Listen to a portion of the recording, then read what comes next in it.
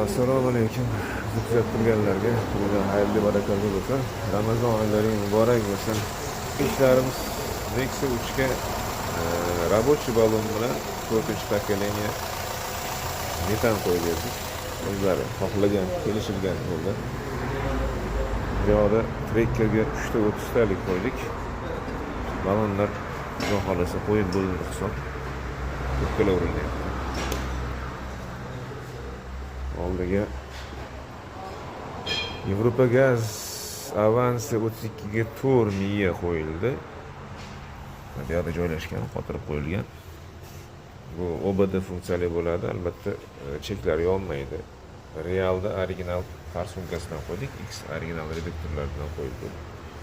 Yaxshi turib kelib ulansa bo'ldi. Shunday xizmatlar kelsa, murojaat qilaverasizlar.